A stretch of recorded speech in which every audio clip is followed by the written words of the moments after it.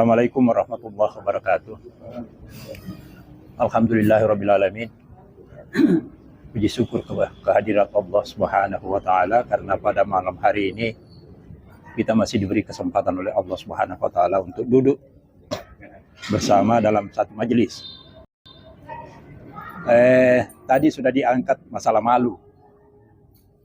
Kalau malu di sisi sufi barangkali memang sulit untuk kita ke sana. Tapi malu bisa kita sederhanakan. Cuma ada dua. Malu terhadap manusia dan malu terhadap Allah Subhanahu wa Ta'ala.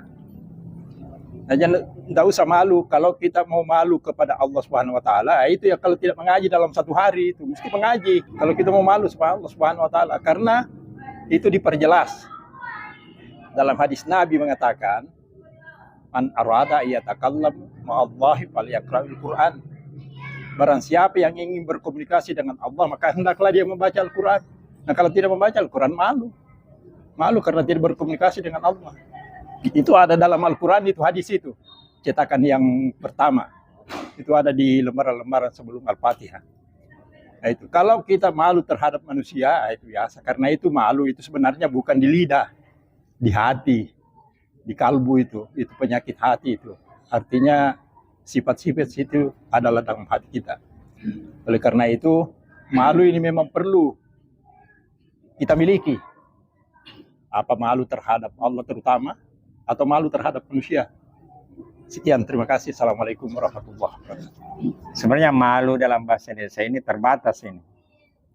Kalau dalam bahasa Inggris itu ada jelas itu. Shy itu malu kepada orang lain, dan ada juga malu yang disebut shame, aib. Jadi siri itu termasuk shame, malu, aib gitu. Jadi itu berkaitan dengan adat.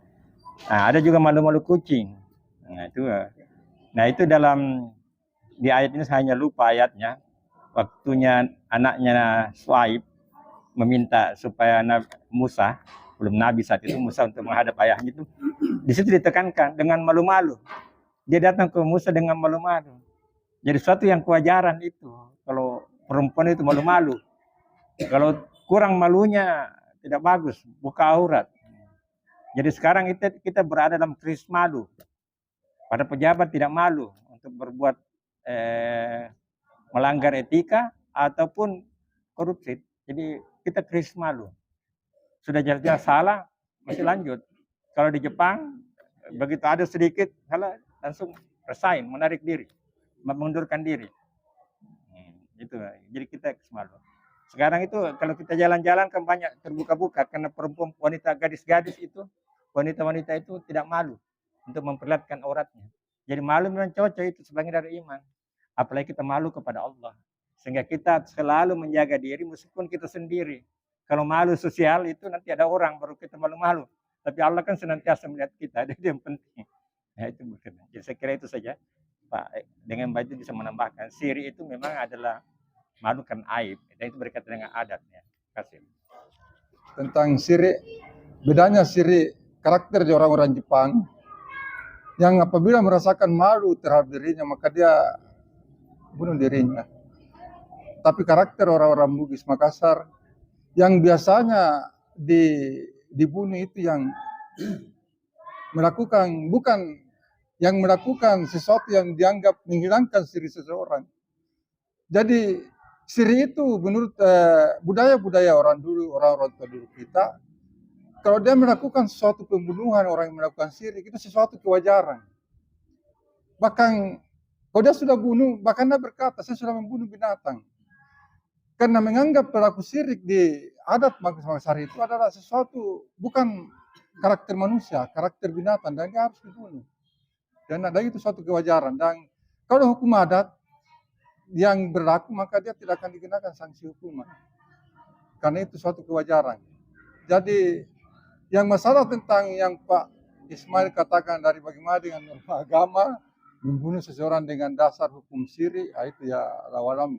Perlu penjelasan lebih rinci lagi, karena itu menyangkut masalah dosa, masalah benar atau salah. Jadi itulah syirik, dan syirik itu sangat dijunjung tinggi di dalam budaya Makassar. Apabila seseorang dianggap tidak memiliki syirik, maka orang itu dianggap tidak berguna dalam masyarakat. Dianggap sesuatu yang bagaimana ya orang memandang dia, orang-orang yang melakukan syirik itu. Jadi saya kira itu, sahabat ada teman-teman, saya hanya menanggapi tentang syirik itu sendiri dalam budaya kita dengan hubungannya dengan tema Pak Iqbal yaitu malu. Tapi saya mengambil dari kata syirik, dari kata malu, dari adat Makassar, Bugis Makassar ya. Serta cukup sekian. Makasih. Assalamualaikum warahmatullahi wabarakatuh. Saya hanya tambah sedikit saja Pak, karena mungkin dialog jadi mungkin sepanjang itu yang baik kalau kita ada sedikit cara sedikit. Ini sangat menarik ini Pak. Ini temanya ini sangat menarik.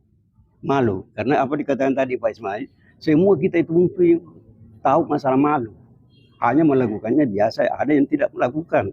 Mungkin ya malunya mungkin, tapi malu kepada Allah ini yang paling utama. Ada malu kepada seperti manusia, ada. Tapi kita sudah tahu Pak, tapi kita tidak melakukan. Yang seperti katakanlah, ini di mana-mana ada korupsi. Ini sudah ditahu, ini kita malu. Itu sudah ditahu, ini hubungan Allah sudah, ini sudah dosa kalau kita berbuat begitu. Ini kita sudah tahu. Tapi kenapa kita melakukan? Nah, ini. Jadi apa dikatakan Pak Anu, hati, di dalam hati itu, betul itu. Jadi kita melakukan ini dalam hati. Kalau kita punya hati ini kita melakukan, ya karena saya malu kepada Allah. Dan ada hadisnya. Baru saya tahu Pak bahasa itu malu, ada hadis, ada ayatnya. Baru saya tahu dan Pak Nasir jelaskan tadi.